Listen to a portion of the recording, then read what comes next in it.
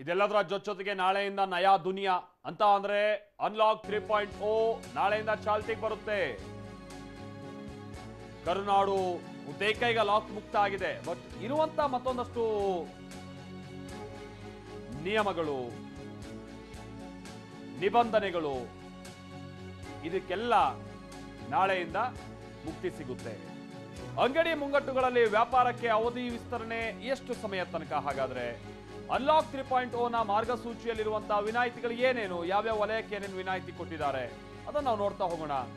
ದೇವಸ್ಥಾನ ಪ್ರವೇಶ ಇರುತ್ತೆ, ಆದ್ರೆ ದೇವರ ಸನ್ನಿಧಿಯಲ್ಲಿ ಭಕ್ತರಿಗೆ ಕೆಲ ಷರತ್ತುಗಳು ಇರುತ್ತವೆ. ಬಾರ್ನಲ್ಲಿ ಟೇಬಲ್ ಸಿಟ್ಟಿಂಗ್ ಅವಕಾಶ ಇರುತ್ತೆ, ಸಿಟ್ಟಿಂಗ್ ಹಾಕೋದಕ್ಕೆ ಅವಕಾಶ ಇರುತ್ತೆ ನಾಳೆಯಿಂದ, ಅಂದ್ರೆ ಕೂತ್ ಕುಡಿಯೋಕೆ ಅವಕಾಶ ಇದೆ. 2.5 ತಿಂಗಳುಗಳ ಬಳಿಕ ಪ್ರಮುಖವಾಗಿ ಬೆಂಗಳೂರಿನಲ್ಲಿ ನಾಳೆಯಿಂದ ಎಲ್ಲವೂ ಖುಲ್ಲಂ ಖುಲ್ಲಾ ಅನ್ನುವಂತ ರೀತಿಯಾದ ಸನ್ನಿವೇಶ ಇರುತ್ತೆ. ನಾಳೆಯಿಂದ ಅನ್ಲಾಕ್, ಹೊಸ ರೂಲ್ಸ್, ಮತ್ತಷ್ಟು ರಿಲೀಫ್. ಕೊಡಗು ಹೊರತುಪಡಿಸಿ ಎಲ್ಲ ಜಿಲ್ಲೆಗಳಲ್ಲಿ ಅನ್ಲಾಕ್ 3.0 ಚಾಲ್ತಿಗೆ ಬರುತ್ತೆ. ಬಟ್ ಇವತ್ತು ಹಾಸನಕ್ಕೆ ಸಂಬಂಧಪಟ್ಟಂಗೆ ಮತ್ತೊಂದು ನಿರ್ಧಾರಕ್ಕೆ ಬಂದಿದ್ದಾರೆ. ಹಾಸನದಲ್ಲೂ ನಾಳೆಯಿಂದ ಒಂದು ವಾರ ವಿಸ್ತರಣೆ ಆಗಿದೆ ಲಾಕ್ಡೌನ್. ನಾಳೆಯಿಂದ ಜುಲೈ 19ರವರೆಗೂ ಕೂಡ ಅನ್ಲಾಕ್ 3.0 ಚಾಲ್ತಿಯಲ್ಲಿರುತ್ತೆ. ಮೆಟ್ರೋ ಹಾಗೆ ಬಸ್ ಪ್ರಯಾಣಿಕರಿಗೆ ಫುಲ್ ರಿಲೀಫ್ ಸಿಗಬಹುದಾ? ಬಹುತೇಕ ಸಿಗುತ್ತೆ. ರಾತ್ರಿ 9 ಗಂಟೆವರೆಗೂ ಕೂಡ ಯಾವುದಕ್ಕೆಲ್ಲ ಓಪನ್ ಭಾಗ್ಯ ಇದೆ ನಾವು ನೋಡ್ತಾ ಹೋಗೋಣ. ಅದನ್ನ ಬಹಳ ಮಂದಿ ದೇವಸ್ಥಾನಗಳಿಗೆ ಹೋಗ್ಬೇಕು ಅನ್ನುವಂತ ನಿಟ್ಟಿನಲ್ಲಿ ನೀವು ಪ್ಲಾನ್ ಮಾಡ್ಕೊಂಡಿರ್ತೀರಾ. ದೂರ ದೂರದ ದೇವಸ್ಥಾನಗಳಿಗೂ ಕೂಡ, ಫಾರ್ ಎಕ್ಸಾಂಪಲ್ ಧರ್ಮಸ್ಥಳಕ್ಕೆ, ಕುಕ್ಕೆ ಸುಬ್ರಹ್ಮಣ್ಯಕ್ಕೆ, ಅಥವಾ ಏನು ಉತ್ತರ ಕರ್ನಾಟಕ ಭಾಗದ ಹಲವಾರು ದೇವಸ್ಥಾನಗಳಿಗೆ ಹೋಗ್ಬೇಕು ಅಂತ ನೀವು ಒಂದು ಆಸೆ ಇಟ್ಕೊಂಡಿರ್ತೀರಾ. ಆಗಲ್ಲ, ಯಾಕಂತಾರೆ ಇಲ್ಲಿ ತನಕ ನಿಮ್ ದೇವಸ್ಥಾನದಲ್ಲಿ ಪ್ರವೇಶ ಇರಲಿಲ್ಲ. ನಾಳೆಯಿಂದ ಪ್ರವೇಶ ಇದೆಯಾ? ಹಾಗಾದ್ರೆ ಹೌದು, ಪ್ರವೇಶ ಇದೆ. ಬಟ್ ಏನ್ ನಿಯಮಗಳನ್ನ ನೀವು ಅದು ಪಾಲಿಸಬೇಕು ಅದನ್ನ ನಾವು ನೋಡ್ತಾ ಹೋಗೋಣ. ಕೆಲವೇ ಗಂಟೆಗಳಲ್ಲಿ ಕರ್ನಾಟಕ ಹಲವಾರು ರೀತಿಯಾದಂಥ ನಿಬಂಧನೆಗಳೇನಿತ್ತೆ ಅದರಿಂದ ಮುಕ್ತಿ ಸಿಗುತ್ತೆ ಕರ್ನಾಟಕಕ್ಕೆ. ನಾಳೆಯಿಂದ ಜನ ಯಥಾ ಪ್ರಕಾರವಾಗಿ ತಮ್ಮ ವ್ಯಾಪಾರ ವಹಿವಾಟನ್ನು ನಡೆಸೋದಕ್ಕೆ ಅವಕಾಶ ಇದೆ. ವಿಚಾರ ಗೊತ್ತಿರಲಿ, ರಾತ್ರಿ 9 ಗಂಟೆ ತನಕ ಮಾತ್ರ. 9 ಗಂಟೆ ಆದಂಥ ನಂತರದಲ್ಲಿ ನೀವೇನೇ ವ್ಯಾಪಾರ ವಹಿವಾಟನ್ನು ನಡೆಸ್ತಾ ಇದ್ರು ಕೂಡ ಅದೆಲ್ಲ ಬಂದ್ ಮಾಡಬೇಕಾಗುತ್ತೆ. 9 ಗಂಟೆ ನಂತರದಲ್ಲಿ ನೈಟ್ ಕರ್ಫ್ಯೂ ಕೂಡ ಚಾಲ್ತಿಯಲ್ಲಿರುತ್ತೆ, 9 ಗಂಟೆಯಿಂದ ಬೆಳಗ್ಗೆ 5 ಗಂಟೆ ತನಕ.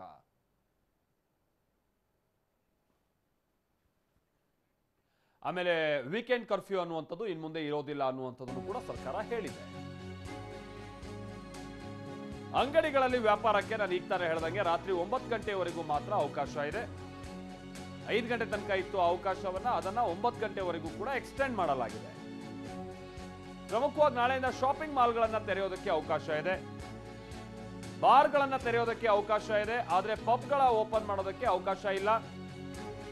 ರಾತ್ರಿ 9 ಗಂಟೆವರೆಗೂ ಕೂಡ ಬಾರ್ಗಳಲ್ಲೇ ಕುಳಿತು ಮದ್ಯವನ್ನ ಸೇವಿಸಬಹುದು, ಅಲ್ಲೇ ಕೂತು ಕುಡಿಬಹುದು. ಮೆಟ್ರೋ ರೈಲುಗಳಲ್ಲಿ 100% ಪ್ರಯಾಣಿಕರಿಗೆ ಅವಕಾಶ ಇದೆ. 50% ಇತ್ತು, ಈಗ 100% ಅವಕಾಶಕ್ಕೆ ಬಂದ್ರೆ ಭರ್ತಿಯಾಗಿ ಓಡಾಡೋದಕ್ಕೆ ಅವಕಾಶ ಇದೆ. ಸಾರ್ವಜನಿಕ ಸಾರಿಗೆಯಲ್ಲಿ 100% ಜನರಿಗೆ ಅವಕಾಶ ಇದೆ. ಬಸ್ ಆಗಿರ್ಬೋದು, ಯಾವುದೇ ರೀತಿಯಾದಂತಹ ಸಾರ್ವಜನಿಕ ಸಾರಿಗೆ ವ್ಯವಸ್ಥೆಗೂ ಕೂಡ ಪೂರ್ಣ ಪ್ರಮಾಣದಲ್ಲಿ ಓಡಾಡೋದಕ್ಕೆ ಅವಕಾಶ ಇದೆ. ಮದುವೆ ಹಾಗೆ ಸಮಾರಂಭದಲ್ಲಿ 100 ಜನರು ಮಾತ್ರ ಸೇರೋದಕ್ಕೆ ಅವಕಾಶ. ಅಂತ್ಯಕ್ರಿಯೆಯಲ್ಲಿ 20 ಜನರು ಭಾಗವಹಿಸೋದಕ್ಕೆ ಮಾತ್ರ ಅವಕಾಶ.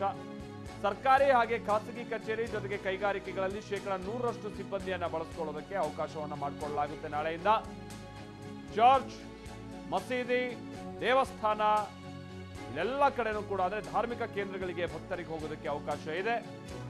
ಖಾಸಗಿ ಕಚೇರಿಗಳಲ್ಲಿ ಕೋವಿಡ್ ನಿಯಮ ಪಾಲನೆ ಮಾಡಬೇಕಾದಂಥದ್ದು ಕಡ್ಡಾಯವಾಗಿರುತ್ತೆ. ಅಂಗಡಿಗಳಲ್ಲಿ ವ್ಯಾಪಾರ, ನಾನು ಈಗ ತಾನು ಹೇಳ್ದಂಗೆ ಅಂಗಡಿಗಳಲ್ಲಿ ವ್ಯಾಪಾರಕ್ಕೆ ರಾತ್ರಿ 9 ಗಂಟೆ ತನಕ ಕೂಡ ಅವಕಾಶ ಇರುತ್ತೆ. ಹಾಗಾದ್ರೆ ಏನೇನದಕ್ಕೆ ಅವಕಾಶ ಇರುತ್ತೆ, ನಾಳೆ ಸಮಯಾವಕಾಶವನ್ನ ಹೇಗೆ ಎಕ್ಸ್ಟೆಂಡ್ ಮಾಡಿದ್ದಾರೆ ಅದನ್ನ ನಾವು ಬ್ರೀಫ್ ಆಗಿ ನೋಡ್ತಾ ಹೋಗೋಣ. ನಾವು ಈಗ ತಾನೇ ಹೇಳ್ದಂಗೆ ಅಂಗಡಿಗಳಲ್ಲಿ ವ್ಯಾಪಾರ ವಹಿವಾಟಿಗೆ ಕೇವಲ 5 ಗಂಟೆ ತನಕ ಮಾತ್ರ ಅವಕಾಶ ಇತ್ತು. ಆಮೇಲೆ ಈ ವೀಕೆಂಡ್ ಕರ್ಫ್ಯೂ ಅಂತೇಳಿ ಮಧ್ಯಾಹ್ನ 2 ಗಂಟೆ ತನಕ ಮಾತ್ರ ಅವಕಾಶ ಇತ್ತು. ಬಟ್ ನಾಳೆಯಿಂದ ಹಂಗಲ್ಲ, ವೀಕೆಂಡ್ ಕರ್ಫ್ಯೂನು ಕೂಡ ಇರೋದಿಲ್ಲ. ಅಂಗಡಿಗಳಲ್ಲಿ 9 ಗಂಟೆ ತನಕ ಕೂಡ ವ್ಯಾಪಾರ ವಹಿವಾಟಿಗೆ ಅವಕಾಶ ಇದೆ. ನಾಳೆಯಿಂದ ಶಾಪಿಂಗ್ ಮಾಲ್ಗಳನ್ನ ತೆರೆಯೋದಕ್ಕೂ ಕೂಡ ಅವಕಾಶ ಇದೆ. ಹೆಚ್ಚು ಕಡಿಮೆ 2.5 ತಿಂಗಳುಗಳಾಗಿತ್ತು ಶಾಪಿಂಗ್ ಮಾಲ್ಗಳನ್ನ ತೆರೆಯದೆ. ಆದರೆ ಕೆಲ ಪುಟ್ಟ ಮಕ್ಕಳನ್ನೆಲ್ಲ ಕರ್ಕೊಂಡು ಹೋಗಬಾರ್ದು ಅನ್ನುವಂಥ ನಿಟ್ಟಿನಲ್ಲಿ ನಿಯಮಗಳಿದೆ. ಬಾರ್ ಓಪನ್ ಮಾಡೋದಕ್ಕೆ ನಾಳೆ ಅವಕಾಶ ಇದೆ. ಅಲ್ಲೇ ಕೂತು ಕುಡಿಯೋದಕ್ಕೂ ಅವಕಾಶ ಇದೆ, ಅಲ್ಲೇ ನೀವು ಸರ್ವಿಸ್ ಪಡೆಯೋದಕ್ಕೂ ಕೂಡ ಅವಕಾಶ ಇದೆ. ನಿಮಗೆ ಕೆಲವೊಂದು ಬಾರ್ಗಳಲ್ಲಿ ಇಂಥ ಫುಡ್ಡು ಈ ಥರ ಏನೇ ಇದ್ರೂ ಕೂಡ ಅದನ್ನೆಲ್ಲ ನಾಳೆ ಅಲ್ಲೇ ಕೂತು ತಿಂದು ನೀವು ಅಲ್ಲಿ ಕುಡಿಯೋದಕ್ಕೆ ಅವಕಾಶ ಇದೆ. ಬಟ್ ಪಬ್ಗಳಲ್ಲಿ ಅವಕಾಶ ಇಲ್ಲ. ಮೆಟ್ರೋ ರೈಲ್ಗಳಲ್ಲಿ 100% ಪ್ರಯಾಣಿಕರಿಗೆ ಅವಕಾಶ ಇದೆ. 50% ಮಾತ್ರ ಇತ್ತು. ಆಮೇಲೆ ಟೈಮಿಂಗ್ಸ್ ಕೂಡ ಹಂಗೆ, ಬೆಳಗ್ಗೆ 10ರಿಂದ ಮಧ್ಯಾಹ್ನ 2, ಅದು 12 ತನಕ, ಅದಾದ ನಂತರ ಅಲ್ಲಿ ಮತ್ತೆ 2ರಿಂದ 5 ಈ ಥರದ್ದೇನೋ ಮೆಟ್ರೋದಲ್ಲಿ ಟೈಮಿಂಗ್ಸ್ ಇತ್ತು. ಬಟ್ ಹಂಗಲ್ಲ, ಫುಲ್ ಟೈಮ್ ಓಡ್ಬೋದು. 100% ಜನನ ಸೇರಿಸೋದಕ್ಕೂ ಕೂಡ, ಅಂದರೆ ಪ್ರಯಾಣಿಕರಿಗೂ ಒಳಗಡೆ ಕರ್ಕೊಳ್ಳೋದಕ್ಕೂ ಕೂಡ ಅವಕಾಶ ಇದೆ. ಸಾರ್ವಜನಿಕ ಸಾರಿಗೆಯಲ್ಲೂ ಕೂಡ ಹಾಗೆ, KSRTC ಸೇರಿದ ಹಾಗೆ ಯಾವುದೇ ಪ್ರೈವೇಟ್ ಬಸ್ಗಳಲ್ಲಾದರೂ ಕೂಡ 50% ಮಾತ್ರ ಇರಬೇಕು ಅನ್ನುವಂಥದ್ದು ನಿಯಮ ಇತ್ತು. ಬಟ್ ಅದನ್ನೇನು ಪಾಲಿಸ್ತಾ ಇರಲಿಲ್ಲ, ಅದೇನು ಮುಚ್ಚಿಟ್ಟಿರುವ ಸಂಗತಿ ಅಲ್ಲ. ಬಟ್ ಈಗ 100% ಜನರನ್ನ ಸೇರಿಸೋದಕ್ಕೆ ಅವಕಾಶ ಇದೆ. ಮದುವೆ ಹಾಗೆ ಕೌಟುಂಬಿಕ ಸಮಾರಂಭಗಳಲ್ಲಿ 100 ಜನರು ಸೇರೋದಕ್ಕೆ ಭಾಗಿಯಾಗೋದಕ್ಕೆ ಅವಕಾಶ ಇದೆ. ಅದನ್ನು ಮೀರಬಾರ್ದು ಅಂತ. ಬಟ್ ಎಷ್ಟೋ ಜನ ರಾಜಕಾರಣಿಗಳೇ ಆ ನಿಯಮವನ್ನು ಈ ಕೊರೋನಾದ ಪೀಕ್ ಟೈಮ್ನಲ್ಲೂ ಕೂಡ ಪಾಲಿಸ್ತಾ ಇರಲಿಲ್ಲ. ಇನ್ಯಾವ ಮಟ್ಟಿಗೆ ಪಾಲಿಸ್ತಾರೆ ಅನ್ನೋದು ನಾವು ಅಂದಾಜು ಮಾಡಬೇಕಿದೆ ಅಷ್ಟೇ. ಅಂತ್ಯಕ್ರಿಯೆಯಲ್ಲಿ ಕೇವಲ 20 ಜನ ಮಾತ್ರ ಭಾಗಿಯಾಗಬೇಕು ಅನ್ನುವಂಥದ್ದು ನಿಯಮವನ್ನು ಯಥಾಪ್ರಕಾರವಾಗಿ ಮುಂದುವರಿಸಲಾಗಿದೆ. ಸರ್ಕಾರಿ ಹಾಗೆ ಖಾಸಗಿ ಕಚೇರಿ ಜೊತೆಗೆ ಕೈಗಾರಿಕೆಗಳಲ್ಲಿ 100% ಸಿಬ್ಬಂದಿ ಇರಬಹುದು ಅನ್ನುವಂಥದ್ದನ್ನು ಕೂಡ ಸರ್ಕಾರ ಬಹಳ ಸ್ಪಷ್ಟವಾಗಿ ಹೇಳಿದೆ. ಚರ್ಚ್, ಮಸೀದಿ ಹಾಗೆ ದೇವಸ್ಥಾನಗಳಿಗೆ ಭಕ್ತರು ತೆರಳೋದಕ್ಕೆ ಅವಕಾಶ ಇದೆ. ಪೂಜೆ ಪುನಸ್ಕಾರವನ್ನು ನಡೆಸೋದಕ್ಕೂ ಕೂಡ ಅವಕಾಶ ಇದೆ. ಖಾಸಗಿ ಕಚೇರಿಗಳಲ್ಲಿ ಕೋವಿಡ್ ನಿಯಮ ಪಾಲನೆ ಅನ್ನುವಂಥದ್ದು ಅದು ಕಡ್ಡಾಯ.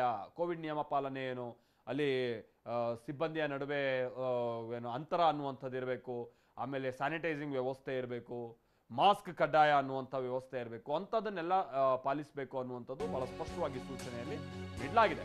ಹಾಗಾದರೆ ನಾಳೆಯಿಂದ ಅಂದರೆ ಕೆಲವೊಂದು ಸರ್ವಿಸಸ್ಗಳಿಗೆ ಸದ್ಯ ಇಲ್ಲ ಅಲ್ಲ, ಅದೇ ಬಂದಾಗಿದೆಯಲ್ಲ, ಅದು ಯಥಾಪ್ರಕಾರವಾಗಿ ಹೇಗೆ ಮುಂದುವರಿಯುತ್ತವೆ, ಯಾವೆಲ್ಲ ವಲಯಗಳಿಗೆ ವಿನಾಯಿತಿ ಇಲ್ಲ. ಹಾಗಾದರೆ ನಾಳೆಯಿಂದನೂ ಕೂಡ ಯಾವ್ಯಾವ ಚಟುವಟಿಕೆಗೆ ಇನ್ನೂ ಕೂಡ ಸಂಪೂರ್ಣ ಪರ್ಮಿಷನ್ ಸಿಕ್ಕಿಲ್ಲ. ಅನ್ಲಾಕ್ 3.0 ನಲ್ಲಿ ಪಬ್ಗಳಿಗೆ ಬಿದ್ದಂತ ಬೀಗ ಓಪನ್ ಆಗಲ್ವಾ? ಹೌದು, ಓಪನ್ ಆಗಲ್ಲ ಪಬ್ಗಳು. ಪಬ್ಗಳಲ್ಲಿ ಮೋಜು ಮಸ್ತಿ ಮಾಡೋದಕ್ಕೆ ಅನುಮತಿ ಇನ್ನೂ ಸಿಕ್ಕಿಲ್ಲ. ಬಹುಶಃ 19ನೇ ತಾರೀಕು ತನಕನೂ ಕೂಡ ಅಂತೂ ಸಿಗಲ್ಲ ಅನ್ನೋದು ಖಚಿತ. ಥಿಯೇಟರ್ಗಳಲ್ಲಿ ಕೂತ್ ಸಿನಿಮಾ ನೋಡೋಕ್ಕೇನೋ ಅವಕಾಶ ಇದೆಯಾ? ಇಲ್ಲ, ಅವಕಾಶ ಇಲ್ಲ. ಜಾತ್ರೆ, ರ್ಯಾಲಿ, ಪ್ರತಿಭಟನೆ, ಊರ್ ಜಾತ್ರೆ ಅಥವಾ ಏನಾದ್ರು ಪೊಲಿಟಿಕಲ್ ಅಂದ್ರೆ ಈ ಪೊಲಿಟಿಷಿಯನ್ಗೆ ಸಂಬಂಧಪಟ್ಟ ಹಾಗಿನ ಏನಾದರೂ ರ್ಯಾಲಿಗಳು ಅಥವಾ ಇನ್ನಿತರ ಯಾವುದೋ ಸಂಘ ಸಂಸ್ಥೆಗಳ ರ್ಯಾಲಿಗಳು, ಇಲ್ಲ, ಅವಕಾಶ ಇಲ್ಲ.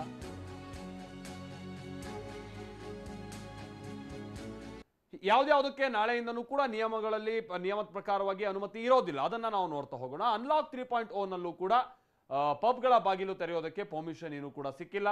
ಬೆಂಗಳೂರು ಸೇರಿದ ಹಾಗೆ ರಾಜ್ಯಾದ್ಯಂತ ಥಿಯೇಟರ್ಗಳ ಬಂದ್ ಆಗಿರುವಂತಹ ಸನ್ನಿವೇಶ ಏನಿದೆ ಅದು ಯಥಾಪ್ರಕಾರವಾಗಿ ಮುಂದುವರಿಯುತ್ತೆ. ಅನ್ಲಾಕ್ 3.0 ನಲ್ಲೂ ಕೂಡ ರಾಜ್ಯದ ಚಿತ್ರಮಂದಿರಗಳ ಬೀಗ ಓಪನ್ ಆಗಲ್ಲ ಅನ್ನುವಂಥದ್ದು ಕೂಡ ಸ್ಪಷ್ಟ. ಪ್ರತಿಭಟನೆ ಹಾಗೆ ರಾಜಕೀಯ ಸಭೆಗಳಿಗೂ ಕೂಡ ಯಾವುದೇ ತೆರನ ಅಂತ ಅವಕಾಶ ಇರೋದಿಲ್ಲ. ನಿಮ್ಮ ಮೇಲೆ ಕೇಸ್ ಹಾಕ್ಬೋದು ಅಂಥದ್ದೇನಾದ್ರು ಮಾಡೋಕೆ ಹೋದ್ರೆ. ಜಾತ್ರೆ ಅಥವಾ ಧಾರ್ಮಿಕ ಸಭೆಗಳನ್ನು ನಡೆಸೋದಕ್ಕೂ ಕೂಡ ಅವಕಾಶ ಇಲ್ಲ ಅನ್ನುವಂಥದ್ದನ್ನು ಬಹಳ ಸ್ಪಷ್ಟವಾಗಿ ಸರ್ಕಾರ ಹೇಳಿದೆ. ಯಾಕಂದರೆ ಜನ ಸೇರಿ ದೊಡ್ಡ ಸಮಸ್ಯೆ ಆಗ್ಬಿಡುತ್ತೆ ಅನ್ನುವಂಥ ಕಾರಣಕ್ಕಾಗಿ ಇಂಥ ಯಾವುದೇ ಚಟುವಟಿಕೆಗಳಿಗೂ ಕೂಡ ಇಲ್ಲಿ ಅವಕಾಶ ಇರೋದಿಲ್ಲ. ಇನ್ನು ವೀಕೆಂಡ್ ಕರ್ಫ್ಯೂ ವಿಚಾರವಾಗಿ ಬಂದ್ರೆ, ವೀಕೆಂಡ್ ಕರ್ಫ್ಯೂಗೆ ಸಂಬಂಧಪಟ್ಟ ಹಾಗೆನೂ ಕೂಡ ಸರ್ಕಾರ ಒಂದು ನಿರ್ಧಾರಕ್ಕೆ ಬಂದಿದೆ. ವೀಕೆಂಡ್ ನಲ್ಲಿ ಏನಾದರೂ ಚಟುವಟಿಕೆಯಲ್ಲಿ ಇರಬೇಕು ಅಥವಾ ಏನಾದರೂ ಪ್ಲಾನ್ ಮಾಡಿಕೊಂಡು ಕರ್ಫ್ಯೂ ಇಂದ ಸಮಸ್ಯೆ ಆಗ್ತಾ ಇದೆ ಅನ್ನುವಂಥ ಮಂದಿಗೆ ಒಂದು ಗುಡ್ ನ್ಯೂಸ್ ಇದೆ. ವೀಕೆಂಡ್ ಕರ್ಫ್ಯೂ ಅನ್ನ ಕ್ಯಾನ್ಸಲ್ ಮಾಡಿ ಸರ್ಕಾರ ಆದೇಶವನ್ನ ಹೊರಡಿಸಿದೆ. ಸೊ ರಾಜ್ಯದಲ್ಲಿ ಇವತ್ತೇ ವೀಕೆಂಡ್ ಕರ್ಫ್ಯೂ ಎಂಡ್ ಅಂತ ಅಂದ್ರೆ ಮುಂದಿನ ಶನಿವಾರ ಅಥವಾ ಭಾನುವಾರ ವೀಕೆಂಡ್ ಅಂತ ನಾವೇನು ಕನ್ಸಿಡರ್ ಮಾಡ್ತೀವಿ. ಸೊ ಆ ಟೈಮ್ನಲ್ಲಿ ಯಾವುದೇ ರೀತಿಯಾಗಿಯೂ ಸಮಸ್ಯೆ ಇರೋದಿಲ್ಲ. ಕರ್ಫ್ಯೂಗೆ ಸಂಬಂಧಪಟ್ಟ ಹಾಗಿನ ನಿಯಮಗಳನ್ನು ಆ ಟೈಮ್ನಲ್ಲಿ ಪಾಲನೆ ಮಾಡಬೇಕಾದಂಥ ಅನಿವಾರ್ಯತೆ ಇಲ್ಲ. ಯಾಕಂದರೆ ವೀಕೆಂಡ್ ಕರ್ಫ್ಯೂ ಸದ್ಯ ಇರೋದಿಲ್ಲ. ಆದರೆ ನೈಟ್ ಕರ್ಫ್ಯೂ ಅನ್ನುವಂಥದ್ದು ಮುಂದುವರಿಯುತ್ತೆ. ಈ ವೀಕೆಂಡ್ ಕರ್ಫ್ಯೂ ಇಂದಾಗಿ ಬಿಸ್ನೆಸ್ ಮಾಡೋರಿಗೂ ಕೂಡ ಬಹಳ ಸಮಸ್ಯೆ ಆಗಿತ್ತು. ಯಾಕಂದ್ರೆ ನಮ್ಮ ವ್ಯಾಪಾರ ವಹಿವಾಟು ಅನ್ನುವಂಥ ನಾವು ನಿರೀಕ್ಷೆ ಮಾಡೋದೇ ವೀಕೆಂಡ್ನಲ್ಲಿ. ಜನ ಪ್ರತಿದಿನವೂ ಕೂಡ ಕಚೇರಿಗೆ ಹೋಗ್ತಾರೆ, ಅವ್ರದ್ದೇ ಆದಂಥ ಕೆಲಸದಲ್ಲಿರ್ತಾರೆ. ವೀಕೆಂಡ್ನಲ್ಲಿ ಒಂದಷ್ಟು ಶಾಪಿಂಗ್ ಮಾಡಕ್ಕೆ ಬರ್ತಾರೆ. ಆ ಟೈಮ್ನಲ್ಲಿ ಹಿಂಗೆ ಮಾಡಿಬಿಟ್ರೆ ಏನು ಕತೆ ಅಂತೇಳಿ ಸರ್ಕಾರ ಇದ್ರ ಕಡೆ ಗಮನ ಕೊಟ್ಟಿದೆ. ವೀಕೆಂಡ್ ಕರ್ಫ್ಯೂ ಅನ್ನ ಕ್ಯಾನ್ಸಲ್ ಮಾಡಿ ಸರ್ಕಾರ ಆದೇಶವನ್ನ ಹೊರಡಿಸಿದೆ. ಸೊ ಸದ್ಯ ವೀಕೆಂಡ್ ಕರ್ಫ್ಯೂ ಇರೋದಿಲ್ಲ. ಅಂದ್ರೆ ನಾವು ಈ ವಾರ ಆಯ್ತು ಬಿಡಿ, ಇನ್ನು ಮುಂದಿನ ವಾರದ ವಿಚಾರಕ್ಕೆ ನಾವು ಬರೋದಾದ್ರೆ ಶನಿವಾರ ಭಾನುವಾರ ವೀಕೆಂಡ್ ಕರ್ಫ್ಯೂ ಇರೋದಿಲ್ಲ. ಬೆಂಗಳೂರು ಸೇರಿದ ಹಾಗೆ ರಾಜ್ಯಾದ್ಯಂತ ವೀಕೆಂಡ್ ಕರ್ಫ್ಯೂ ರದ್ದಾಗಿದೆ. ಬಟ್ ಕೊಡಗು ಜೊತೆಗೆ ಹಾಸನಕ್ಕೆ ಸಂಬಂಧಪಟ್ಟಂಗೆ ನಿಯಮಗಳು ಬೇರೆ ಇರುತ್ತೆ. ಅದನ್ನು ಹೊರತುಪಡಿಸಿದ್ರೆ ರಾಜ್ಯಾದ್ಯಂತ ನೈಟ್ ಕರ್ಫ್ಯೂ ಎಂದಿನಂತೆ ಮುಂದುವರಿಯುತ್ತೆ. ಏನು ನೈಟ್ ಕರ್ಫ್ಯೂ ಅಂದ್ರೆ ಎಷ್ಟು ಗಂಟೆಯಿಂದ ಎಷ್ಟು ಗಂಟೆ ತನಕ? ರಾತ್ರಿ 9 ಗಂಟೆಯಿಂದ ಬೆಳಗ್ಗೆ 5 ಗಂಟೆನೂ ಕೂಡ ನೈಟ್ ಕರ್ಫ್ಯೂ ಜಾರಿಯಲ್ಲಿರುತ್ತೆ. ಇಂಥ ಟೈಮ್ನಲ್ಲಿ ಅಂಗಡಿಗಳನ್ನು ತೆರೆಯೋದಾಗ್ಲಿ, ವ್ಯಾಪಾರ ವಹಿವಾಟು ನಡೆಸೋದಾಗ್ಲಿ, ಇದೆಲ್ಲವೂ ಕೂಡ ನಿಷಿದ್ಧವಾಗಿರುತ್ತೆ. ಪಾರ್ಸಲ್ ಸರ್ವಿಸ್ ಕೊಡೋದಕ್ಕೆ ಹೋಟೆಲ್ನವರಿಗೆ ಅವಕಾಶ ಇರುತ್ತೆ. ಹೋಟೆಲ್ಗೆ ಸಂಬಂಧಪಟ್ಟ ಹಾಗೆ ಅವರು ಮಾಲೀಕರು ಬಹಳ ಸಮಸ್ಯೆಯಲ್ಲಿದ್ರು. ಯಾಕಂದ್ರೆ ಹೋಟೆಲ್ಗಳನ್ನ ಕ್ಲೋಸ್ ಮಾಡಿದ್ರು, ಸಿಬ್ಬಂದಿನ ಹಿಂಗಪ್ಪ ಅವರಿಗೆ ಸಂಬಳ ಕೊಟ್ಟು ಇಟ್ಕೊಳ್ಳೋದು, ಆಯ್ತು ಈಗ ಊರಿಗೆ ಕಳಿಸ್ಬಿಟ್ರೆ ಮತ್ತೆ ವಾಪಸ್ ಬರ್ತಾರ ಅನ್ನುವಂಥದ್ದು ಖಚಿತ ಇರಲ್ಲ.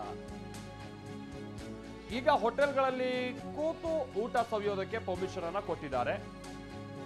ಅಂದ್ರೆ ಇಲ್ಲಿ ತನಕ ಏನು ಬ್ರೇಕ್ಫಾಸ್ಟ್ ಲಂಚಿಗೆ ಏನು ಸಮಸ್ಯೆ ಇರಲಿಲ್ಲ, ಕೂತು ಊಟ ಮಾಡ್ಬೋದು, ತಿಂಡಿ ತಿನ್ಬೋದು ಅನ್ನುವಂಥದ್ದೆಲ್ಲ ಇತ್ತು. ಡಿನ್ನರಿಗೆ ಸಮಸ್ಯೆ ಇದ್ದಿದ್ದು. ಬಟ್ ನಾಳೆಯಿಂದ ಡಿನ್ನರ್ ಮಾಡೋದಕ್ಕೂ ಕೂಡ ನಿಮ್ಗೆ ಅವಕಾಶ ಇದೆ. ಅಂದ್ರೆ ರಾತ್ರಿ ಊಟ, ಬಟ್ ಗೊತ್ತಿರಲಿ ರಾತ್ರಿ 9 ಗಂಟೆ ಒಳಗಾಗಿ ಮಾತ್ರ. ಆಮೇಲೆ ಮತ್ತೆ ನಿಮ್ಮ ಡಿನ್ನರ್ ಏನಿದ್ರು ಅದನ್ನ 9 ಗಂಟೆ ಒಳಗೆ ಮುಗಿಸ್ಕೊಂಡ್ಬಿಡ್ಬೇಕು ನೀವು. ಇಲ್ಲ ಅಂತ ಅಂದ್ರೆ ಸಮಸ್ಯೆ ಆಗ್ಬೋದು, ಹೋಟೆಲ್ನ ಮಾಲೀಕರುಗಳಿಗೆ ಸಮಸ್ಯೆ ಆಗ್ಬೋದು. ಅವ್ರು ಇದ್ರ ಬಗ್ಗೆ ಎಲ್ಲ ಗಮನ ಕೊಡಬೇಕು. 9 ಗಂಟೆ ನಂತರದಲ್ಲಿ ಮತ್ತೆ ಯಥಾ ಪ್ರಕಾರವಾಗಿ ಪಾರ್ಸಲ್ ತೆಗೆದುಕೊಂಡು ಹೋಗ್ಬೋದು. ಬಟ್ ಅಲ್ಲೇ ಕೂತು ತಿನ್ನೋದಕ್ಕೆ ಅವಕಾಶ ಇಲ್ಲ. ಹೋಟೆಲ್ನವರೆಲ್ಲ ಹೇಗೆ ವ್ಯವಸ್ಥೆಯನ್ನ ಮಾಡ್ಕೊಳ್ತಾ ಇದ್ದಾರೆ, ನಾಳೆಯಿಂದ ಅವರಿಗೆ ಯಾವ ರೀತಿಯಾಗಿ ಅನುಕೂಲ ಆಗ್ಬೋದು ಅನ್ನೋಂಥ ನಿರೀಕ್ಷೆಯಲ್ಲಿದ್ದಾರೆ. ನಾವು ಪ್ರತಿನಿಧಿ ಶಿವಪ್ರಸಾದ್ ಇದಕ್ಕೆ ಸಂಬಂಧಪಟ್ಟಂಗೆ ಮತ್ತಷ್ಟು ಡೀಟೇಲ್ಸ್ ಅನ್ನ ಕೊಡ್ತಾರೆ. ನಮ್ಮ ಜೊತೆಗೆ ನೇರ ಸಂಪರ್ಕದಲ್ಲಿ ಜಾಯ್ನ್ ಆಗ್ತಾ ಇದ್ದಾರೆ. ಶಿವು, ಬಹಳಷ್ಟು ವಲಯಗಳಿಗೆ ನಾಳೆಯಿಂದ ವಿನಾಯಿತಿ ಇದೆ. ಅತಿ ಪ್ರಮುಖವಾಗಿ ಹೋಟೆಲ್ನವರು ಇಂಥ ವಿನಾಯಿತಿಗಳನ್ನ ಬಹಳ ಹಿಂದೆಯಿಂದನೇ ಅವ್ರು ಕೇಳ್ತಾ ಇದ್ರು, ನಮಗೆ ಇಂಥದ್ದು ವಿನಾಯಿತಿಯನ್ನ ಮಾಡ್ಕೊಡಿ ಅಂತೇಳಿ. ಈಗ ನಾಳೆ 9 ಗಂಟೆ ತನಕನೂ ಕೂಡ ಅವ್ರಿಗೆ ತೆರೆಯೋದಕ್ಕೆ ಅವಕಾಶ ಇದೆ. ಹೇಗೆ ಹೋಟೆಲ್ನವರು ಸಿದ್ಧ ಆಗ್ತಾ ಇದ್ದಾರೆ, ಆಮೇಲೆ ಗ್ರಾಹಕರಿಗೆ ಏನೆಲ್ಲ ವ್ಯವಸ್ಥೆ ಮಾಡ್ಕೊಡ್ಬೇಕು, ಆಮೇಲೆ ಸಿಬ್ಬಂದಿಯನ್ನೆಲ್ಲ ಮತ್ತೆ ಸಜ್ಜು ಮಾಡ್ತಾ ಇರೋದು, ಇದೆಲ್ಲ ನೀವು ಹೆಂಗೆ ಗಮನಿಸ್ತಾ ಇದ್ದೀರಾ ಶಿವು?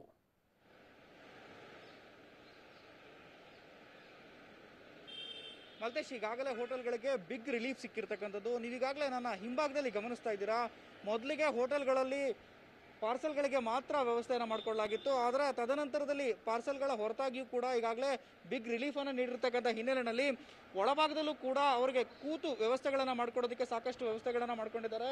ಮೊದಲನೇದಾಗಿ ಸಾಮಾಜಿಕ ಅಂತರವನ್ನು ಕಾಯ್ದುಕೊಳ್ಬೇಕು, ಸ್ಯಾನಿಟೈಸರ್ನ ಮಾಡ್ಕೊಳ್ಬೇಕಾಗುತ್ತೆ. ಈ ಹಿನ್ನೆಲೆಯಲ್ಲಿ ಈಗಾಗಲೇ ಮೆಜೆಸ್ಟಿಕ್ನ ಬಳಿ ಇರ್ತಕ್ಕಂಥ ಹೋಟೆಲ್ನಲ್ಲಿ ನಾವಿದ್ದೇವೆ. ಮೊದಲಿಗೆ ಈ ಒಂದು ಹೋಟೆಲ್ನ ಒಳಬರುವ ಪ್ರತಿಯೊಬ್ಬ ಗ್ರಾಹಕರು ಕೂಡ ಸ್ಯಾನಿಟೈಸರ್ನ ಮಾಡ್ಕೊಳ್ಬೇಕಾಗಿರುತ್ತೆ, ಕಂಪಲ್ಸರಿ ಆಗಿರುತ್ತೆ. ಸ್ಯಾನಿಟೈಸರ್ನ ಮಾಡಿಕೊಂಡು ಮಾಸ್ಕ್ ಇರೋರಿಗೆ ಮಾತ್ರ ಹೋಟೆಲ್ನ ಒಳಭಾಗಕ್ಕೆ ಪ್ರವೇಶವನ್ನು ನೀಡಲಾಗುತ್ತೆ. ತದನಂತರದಲ್ಲಿ ಹೋಟೆಲ್ನಲ್ಲಿ ಇರ್ತಕ್ಕಂಥ ಟೇಬಲ್ನ ವ್ಯವಸ್ಥೆಯನ್ನು ನೀವು ಈಗಾಗಲೇ ಗಮನಿಸ್ತಾ ಇದ್ದೀರಾ. ಎಲ್ಲ ಟೇಬಲ್ಗಳಲ್ಲೂ ಕೂಡ 4 ಜನರು ಕುಳಿಕೊಳ್ಳುವಂಥ ವ್ಯವಸ್ಥೆ ಇರತಕ್ಕಂಥ ಟೇಬಲ್ಗಳಲ್ಲಿ ಕೇವಲ 2 ಮಾತ್ರ ಅವಕಾಶವನ್ನು ನೀಡಿರ್ತಕ್ಕಂಥದ್ದಂದ್ರೆ ಎಲ್ಲ ಟೇಬಲ್ಗಳಲ್ಲೂ ಕೂಡ ಫ್ಯಾಮಿಲಿಯಾಗಿ ಬಂದು ತಮಗೆ ಇಷ್ಟ ಇರತಕ್ಕಂಥ ತಿಂಡಿ ತಿನಿಸುಗಳನ್ನು ತಿನ್ನೋದಕ್ಕೆ ವ್ಯವಸ್ಥೆಗಳನ್ನು ಮಾಡಿಕೊಳ್ಳಲಾಗಿದೆ. ಹೋಟೆಲ್ಗಳಲ್ಲೇ ಕುಳಿತು ಸವಿಯಬಹುದಾಗಿದೆ. ಆದರೆ ದೈಹಿಕ ಅಂತರವನ್ನು ಕಾಪಾಡಿಕೊಳ್ಳೋದು ಕಡ್ಡಾಯವಾಗಿರುತ್ತೆ. ಸ್ಯಾನಿಟೈಸರ್ನ ಮಾಡ್ಕೊಳ್ಬೇಕಾಗುತ್ತೆ. ದೈಹಿಕ ಅಂತರವನ್ನು ಕಾಪಾಡಿಕೊಂಡು ಅವರು ತಮಗೆ ಇಷ್ಟವಾಗಿರ್ತಕ್ಕಂಥ ತಿಂಡಿ ತಿನಿಸುಗಳನ್ನು ಹೋಟೆಲ್ಗಳಲ್ಲಿ ಕುಳಿತುಕೊಂಡು ತಿನ್ನಬಹುದಂತ ವ್ಯವಸ್ಥೆಗಳನ್ನು ಈಗಾಗಲೇ ಮಾಡ್ಕೊಂಡಿರ್ತಕ್ಕಂಥದ್ದು. ನಿಜಕ್ಕೂ ಕೂಡ ಇದಕ್ಕೆ ಸಂಬಂಧಪಟ್ಟಂತೆ ಎಲ್ಲ ರೀತಿಯ ವ್ಯವಸ್ಥೆಗಳನ್ನು ಕೂಡ ಇಲ್ಲಿನ ಹೋಟೆಲ್ಗಳನ್ನು ಸಿಬ್ಬಂದಿ ಮಾಡ್ಕೊಂಡಿರ್ತಕ್ಕಂಥ. ಅಷ್ಟೇ ಅಲ್ಲದೆ ಹೋಟೆಲ್ಗಳಲ್ಲಿ ಕೆಲಸ ನಿರ್ವಹಿಸುವಂಥ ಸಿಬ್ಬಂದಿಗಳಿಗೂ ಕೂಡ ನಾಳೆಯಿಂದ ಹೆಚ್ಚಿನ ಪ್ರಮಾಣದಲ್ಲಿ, ಅಂದರೆ ಈ ಹಿಂದೆ ಇದ್ದಂಥ ಯಾವ ಪ್ರಮಾಣದಲ್ಲಿ ಹೋಟೆಲ್ನ ಸಿಬ್ಬಂದಿ ಇದ್ರು ಅವರಿಗೆಲ್ಲರಿಗೂ ಕೂಡ ಬರೋದಕ್ಕೆ ಹೇಳಿರ್ತಕ್ಕಂಥದ್ದು. ಈಗಾಗಲೇ ಕೋವಿಡ್ನ 2ನೇ ಅಲೆಯ ಹಿನ್ನೆಲೆಯಲ್ಲಿ ಹೋಟೆಲ್ಗಳಲ್ಲಿ ಬರೀ ಕೇವಲ ಪಾರ್ಸಲ್ಗೆ ವ್ಯವಸ್ಥೆ ಇದ್ದಿದ್ರ ಹಿನ್ನೆಲೆಯಲ್ಲಿ ಸಿಬ್ಬಂದಿಗಳಿಗೆ ಎಲ್ರಿಗೂ ಕೂಡ ರಜೆಯನ್ನು ಕೊಟ್ಟು ಕಳಿಸಲಾಗಿತ್ತು. ಅವರೆಲ್ಲರೂ ಕೂಡ ಮತ್ತೆ ವಾಪಸ್ ಕರೆದುಕೊಳ್ಳುವಂಥ ಪ್ರಕ್ರಿಯೆ ಶುರುವಾಗಿರ್ತಕ್ಕಂಥದ್ದು. ಇದಕ್ಕೆ ಸಂಬಂಧಪಟ್ಟಂತೆ ಹೋಟೆಲ್ಗಳಲ್ಲೂ ಕೂಡ ವ್ಯವಸ್ಥೆಗಳನ್ನ ಮಾಡ್ಕೊಳ್ತಿರ್ತಕ್ಕಂಥದ್ದು. Maltesh, okay, thank you Shivaprasad. ಇದರ ಜೊತೆಗೆ ನಾಳೆಯಿಂದ ಈ ಮೆಟ್ರೋ ಹಾಗೆ KSRTC BMTCಗೆ ಸಂಬಂಧಪಟ್ಟಂತೆ ಪೂರ್ಣ ಪ್ರಮಾಣದಲ್ಲಿ ಪ್ರಯಾಣಿಕರು ಓಡಾಡಬಹುದು ಅನ್ನುವಂಥ ನಿಟ್ಟಿನಲ್ಲಿ ಅವಕಾಶವನ್ನ ಮಾಡಿಕೊಡ್ಲಾಗ್ತಾ ಇದೆ. ಆಮೇಲೆ ಇನ್ನೊಂದು ವಿಚಾರ ಅಂತಂದ್ರೆ BMTC ಅಲ್ಲೆಲ್ಲ ನಿಂತ್ಕೊಂಡು ಪ್ರಯಾಣ ಮಾಡೋದು ಅಂತಂದ್ರೆ ಬಹಳ ಜನರನ್ನ ತುಂಬಿಸುವಂತ ನಿಟ್ಟಿನಲ್ಲೆಲ್ಲ ಅವಕಾಶ ಇಲ್ಲ BMTC ಬಸ್ನಲ್ಲಿ. ಬಟ್ ಇದನ್ನ ಈ ಹಿಂದೆನೇ ಪಾಲಿಸ್ತಾ ಇಲ್ಲ, ನೆಕ್ಸ್ಟ್ ಪಾಲಿಸ್ತಾರಾ, ಏನು ಅಧಿಕಾರಿಗಳು ಅದ್ರ ಕಡೆಗೆ ಗಮನ ಕೊಡ್ತಾರಾ ಅನ್ನುವಂಥದ್ದು ಅದೆಲ್ಲ ವಾಸ್ತವ ಸಂಗತಿ ಏನಿದೆ ಅನ್ನೋದು ನಿಮ್ಗೆಲ್ಲ ಗೊತ್ತಿರಬೇಕಾದಂಥ ಸಂಗತಿಗಳೇ ಆಗಿದೆ. ಸೊ ನಾಳೆಯಿಂದ BMTC ಹಾಗೆ KSRTC ಬಸ್ ಓಡಾಟ ಹೆಚ್ಚಳ ಆಗುತ್ತೆ. ಯಾಕಂತಂದ್ರೆ ಹಿಂದಿನ ಓಡಾಟ ಹೇಗಿತ್ತು ಅದೇ ರೀತಿಯಾಗಿ ಯಥಾ ಪ್ರಕಾರವಾಗಿ ಪ್ರಯಾಣಿಕರಿಗೆ ಅವಕಾಶ ಇದೆ ನಾಳೆಯಿಂದ ಬಸ್ಗಳನ್ನ ಬಳಸುವಂತ ನಿಟ್ಟಿನಲ್ಲಿ. ಬಟ್ ವಿಚಾರ ಅಂತ ಅಂದ್ರೆ ಬಸ್ಗಳಿರುತ್ತೆ ಅಂತ ಹೇಳಿ ಹೆಂಗ್ ಬೇಕೋ ಹಂಗೆ ಪ್ರಯಾಣ ಮಾಡೋ ಹಾಗಿಲ್ಲ ಅಂತ ಸರ್ಕಾರ ಹೇಳಿದೆ. ನಾನು ಮೊದಲೇ ಹೇಳ್ದಂಗೆ ಇದನ್ನ ಹೇಗೆ ಪಾಲಿಸ್ತಾರೆ ಅನ್ನೋದನ್ನ ನಾವು ನೋಡ್ಬೇಕಿದೆ ಅಷ್ಟೇ. 5,000 BMTC ಬಸ್ ಓಡಾಡಿದ್ರು ಕೂಡ ನಿಂತು ಪ್ರಯಾಣಿಸೋದಕ್ಕೆ ಆಗಲ್ಲ. ನಾಳೆಯಿಂದ 5,000ಕ್ಕಿಂತ ಹೆಚ್ಚಿನ BMTC ಬಸ್ಗಳು ರಸ್ತೆಗಿಳಿಯುತ್ತವೆ. ಬಸ್ನಲ್ಲಿ ಸೀಟ್ ಇರುವಷ್ಟು ಮಾತ್ರ ಪ್ರಯಾಣಿಕರಿಗೆ ಅವಕಾಶ. ಮೊದಲಿಗೆ 50% ಆಕ್ಯುಪೆನ್ಸಿ ಅನ್ನುವಂಥದ್ದು ಮಾತ್ರ ಇತ್ತು, ಅದನ್ನು ಏನು ಪಾಲಿಸ್ತಾ ಇರಲಿಲ್ಲ ಇವರು.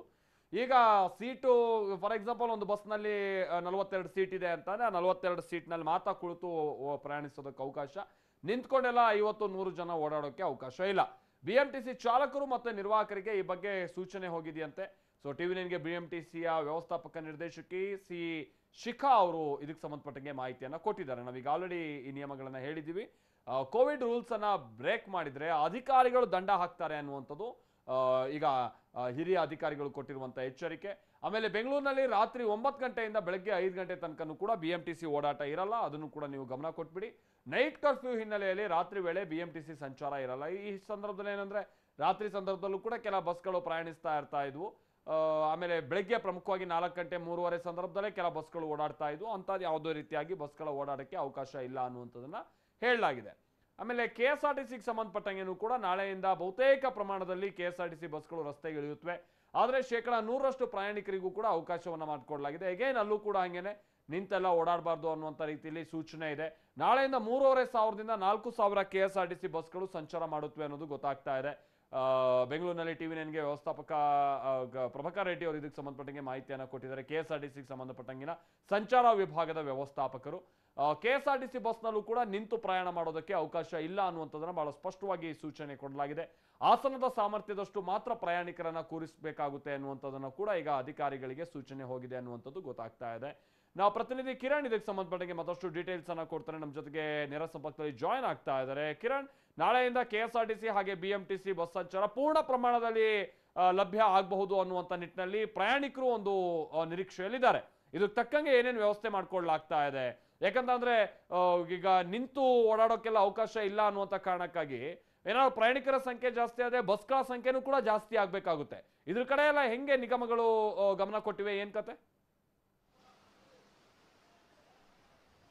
ಅದು ಮಲ್ತೇಶ್, 3ನೇ ಹಂತದ ಅನ್ಲಾಕ್ ಜಾರಿ ನಾಳೆಯಿಂದ ಈಗಾಗಲೇ ಆಗ್ತಾ ಇರುವಂಥದ್ದು. ಆ ಹಿನ್ನೆಲೆ ರಾಜ್ಯ ಸರ್ಕಾರ ಈಗಾಗಲೇ ಸಾರಿಗೆ ಸಂಚಾರಕ್ಕೆ 100%ನಷ್ಟು ಅವಕಾಶವನ್ನು ಕಲ್ಪಿಸಿರುವಂಥದ್ದು. ಅವಕಾಶ ಕಲ್ಪಿಸಿರುವಂಥ ಹಿನ್ನೆಲೆಯಲ್ಲಿ ಈಗಾಗಲೇ ಅಂದರೆ BMTCಗೆ 100% ಮತ್ತೆ KSRTCಗೆ 100%, ಆಗಲೇ ಅಂದ್ರೆ ಮೆಟ್ರೋಗೂ ಕೂಡ 100%ನಷ್ಟು, ಅಂದ್ರೆ ಹಿಂದೆ KSRTC BMTC ಮೆಟ್ರೋಗೆ ಕೇವಲ 50%ನಷ್ಟು ಮಾತ್ರ ಒಂದು ಅವಕಾಶವನ್ನು ಕಲ್ಪಿಸಲಾಗಿತ್ತು. ನಾಳೆಯಿಂದ ಅನ್ಲಾಕ್ 3 ಏನೋ ಜಾರಿ ಆಗ್ತಿದೆ. ಆ ಹಿನ್ನೆಲೆಯಲ್ಲಿ 100% ಈಗಾಗಲೇ ಒಂದು ಅವಕಾಶ ಕಲ್ಪಿಸಿರುವಂಥದ್ದು. ಸದ್ಯ ನಾನೀಗ ಮೆಜೆಸ್ಟಿಕ್ನ BMTCಯ ಬಸ್ ಸ್ಟ್ಯಾಂಡ್ನಲ್ಲಿ ಇದ್ದೀನಿ. ಈಗ ನನ್ನಲ್ಲಿರುವಂಥ ಒಂದು ದೃಶ್ಯಗಳನ್ನು ತೋರಿಸ್ಕೊಳ್ತಾ ಹೋಗ್ತೀನಿ.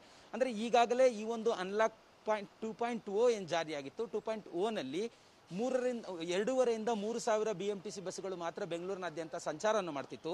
ನಾಳೆಯಿಂದ 3ನೇ ಹಂತದ ಅನ್ಲಾಕ್ ಜಾರಿ ಆಗ್ತಿರುವಂಥ ಹಿನ್ನೆಲೆಯಲ್ಲಿ 5,000 BMTC ಬಸ್ಸುಗಳು ಸಂಚಾರವನ್ನು ಮಾಡುತ್ತೆ.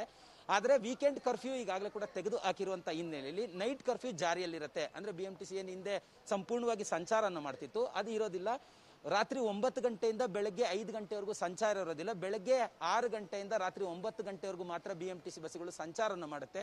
ಹಿಂದೆ 50%ನಷ್ಟು ಅವಕಾಶ ಕಲ್ಪಿಸಲಾಗಿತ್ತು. ಆದರೆ ನಾಳೆಯಿಂದ 100%ನಷ್ಟು ಈಗಾಗಲೇ ಒಂದು ಅವಕಾಶವನ್ನು ಕಲ್ಪಿಸಿರುವಂತಾಗಿರೋದು. ಸೀಟ್ ಕೆಪಾಸಿಟಿ ಮಾತ್ರ ಪ್ರಯಾಣಿಕರನ್ನ ಕರೆದುಕೊಂಡು ಹೋಗಬೇಕು. ಪ್ರಯಾಣಿಕರಿಗೆ ನಿಂತು ಪ್ರಯಾಣವನ್ನು ಮಾಡಲಿಕ್ಕೆ BMTCಯ ಕಂಡಕ್ಟರ್ ಡ್ರೈವರ್ಗಳು ಯಾವುದೇ ತರವಾದಂಥ ಅವಕಾಶವನ್ನು ಕೊಡಬಾರ್ದು ಅನ್ನೋಂಥದ್ದು ಒಂದು. ಮತ್ತೆ ಪ್ರಯಾಣಿಕರು ಇದಕ್ಕೆ ಸಹಕಾರ ನೀಡಬೇಕು. BMTC ಈ ಒಂದು ಅಂದ್ರೆ ಕಂಡಕ್ಟರ್ ಡ್ರೈವರ್ಗಳು ಏನಿದ್ದಾರೆ ಅವರಿಗೆ ಸಹಕಾರ ನೀಡಬೇಕು. ಒಂದು ವೇಳೆ ಅವ್ರ ಜೊತೆಯಲ್ಲಿ ವಾಗ್ವಾದಕ್ಕೆ ಕಿರಿಕ್ ಮಾಡ್ಲಿಕ್ಕೆ ಏನಾದರೂ ಮುಂದಾದ್ರೆ ಅವ್ರ ವಿರುದ್ಧವಾಗಿ ಸೂಕ್ತವಾದ ಕ್ರಮವನ್ನು ತೆಗೆದುಕೊಳ್ತೀವಿ ಅಂತ ಈಗಾಗಲೇ BMTC ಹಿರಿಯ ಅಧಿಕಾರಿಗಳು ಒಂದು ಮಾಹಿತಿಯನ್ನು ಕೊಡ್ತಾರೆ ಅಂತ. ಇದು BMTC ಅಂತದ್ದಾದ್ರೆ KSRTCಯಲ್ಲಿ ಈಗಾಗಲೇ ಕೂಡ ಹಿಂದೆ ಅಂದ್ರೆ 2,500ದಿಂದ 3,000 KSRTC ಬಸ್ಗಳು ಸಂಚಾರವನ್ನು ಮಾಡ್ತಿದ್ವು. ನಾಳೆ ಬೆಳಗ್ಗಿನಿಂದ ಅಂದ್ರೆ 100% ಈಗಾಗಲೇ ಕೂಡ ಕ್ಲಾಸ್ 1 ದೇವಾಲಯಗೂ ಕೂಡ ರಾಜ್ಯ ಸರ್ಕಾರ ಅನುಮತಿ ನೀಡಿರುವಂಥ ಹಿನ್ನೆಲೆಯಲ್ಲಿ KSRTCಯ ಬಸ್ಸಿನ ಸಂಖ್ಯೆಯಲ್ಲೂ ಕೂಡ ಹೆಚ್ಚಳ ಮಾಡಿರುವಂಥದ್ದು. ನಾಳೆ 3,500ದಿಂದ 4,000 KSRTC ಬಸ್ಸುಗಳು ರಾಜ್ಯಾದ್ಯಂತ ಸಂಚಾರವನ್ನು ಮಾಡುತ್ತೆ. ಈಗಾಗಲೇ ರಾಜ್ಯಾದ್ಯಂತ ಇರುವಂಥ ಪ್ರಮುಖ ದೇವಾಲಯಗಳಿರ್ಬೋದು ಮತ್ತೆ ಪ್ರೇಕ್ಷಣೀಯ ಸ್ಥಳಗಳಿಗೂ ಒಂದು ಅವಕಾಶವನ್ನು ಈಗಾಗಲೇ ರಾಜ್ಯ ಸರ್ಕಾರ ಕಲ್ಪಿಸಿರುವಂಥ ಹಿನ್ನೆಲೆಯಲ್ಲಿ KSRTC ಬಸ್ಸಿನಲ್ಲೂ ಕೂಡ ಒಂದಷ್ಟು ಬಸ್ಸುಗಳನ್ನ ಹೆಚ್ಚಳ ಮಾಡಿರುವಂಥದ್ದು. KSRTC ಬಸ್ಸಿಗೂ ಇದೇ ತರವಾದಂಥ ರೂಲ್ಸ್ ಅಪ್ಲೈ ಆಗುವಂಥದ್ದು. ಮಲ್ತೇಶ್, ಪ್ರಮುಖವಾಗಿ KSRTC ಬಸ್ಸಿನಲ್ಲೂ ನಿಂತು ಪ್ರಯಾಣವನ್ನು ಮಾಡುವಂತಿಲ್ಲ. ಅಂದ್ರೆ ಪ್ರಯಾಣಿಕರು ಏನು ಸೀಟ್ ಕೆಪಾಸಿಟಿ ಇದೆ, ಸೀಟ್ ಕೆಪಾಸಿಟಿಯಲ್ಲೇ ಪ್ರಯಾಣ ಮಾಡಬೇಕು ಅನ್ನೋಂಥ ಒಂದು ರೂಲ್ಸ್ ಅನ್ನು ಈಗಾಗಲೇ ಹಾಕಿರುವಂಥದ್ದು. ಇದು KSRTC BMTCಗಾದ್ರೆ ಮೆಟ್ರೋದಲ್ಲಿ ಕೂಡ ಇದೇ ಒಂದು ರೂಲ್ಸ್ ಕೂಡ ಅಂದ್ರೆ 100% ಈಗಾಗಲೇ ಒಂದು ಅವಕಾಶವನ್ನ ಮೆಟ್ರೋಗೂ ಕೂಡ ಕೊಟ್ಟಿದ್ದಾರೆ. ಆದ್ರೆ ಮೆಟ್ರೋದಲ್ಲಿ ಬೆಳಗ್ಗೆ 7 ಗಂಟೆಯಿಂದ ರಾತ್ರಿ 8 ಗಂಟೆವರೆಗೂ ಮಾತ್ರ ಮೆಟ್ರೋ ಸಂಚಾರವನ್ನು ಮಾಡುತ್ತೆ. ಮೆಟ್ರೋದಲ್ಲೂ ಸಂಚಾರ ಮಾಡುವಂತ ಸಂದರ್ಭದಲ್ಲಿ ಅಂದ್ರೆ 15 ನಿಮಿಷಕ್ಕೊಮ್ಮೆ ಅಂದ್ರೆ ಪ್ರಯಾಣಿಕರ ದಟ್ಟಣೆ ಇಲ್ಲ ಅಂದ್ರೆ 15 ನಿಮಿಷಕ್ಕೊಮ್ಮೆ ಸಂಚಾರವನ್ನು ಮಾಡುತ್ತೆ. ಪ್ರಯಾಣಿಕರ ದಟ್ಟಣೆ ಇದ್ರೆ 5 ನಿಮಿಷಕ್ಕೊಂದು ಮೆಟ್ರೋ ಟ್ರೈನ್ಗಳು ಸಂಚಾರವನ್ನು ಮಾಡುತ್ತೆ ಅಂತೇಳಿ ಈಗಾಗಲೇ ಮೆಟ್ರೋ ಅಧಿಕಾರಿಗಳು ಒಂದು ಮಾಹಿತಿಯನ್ನು ನೀಡ್ತಾ ಇರುವಂತದ್ದು. Maltesh, okay, thank you Kiran.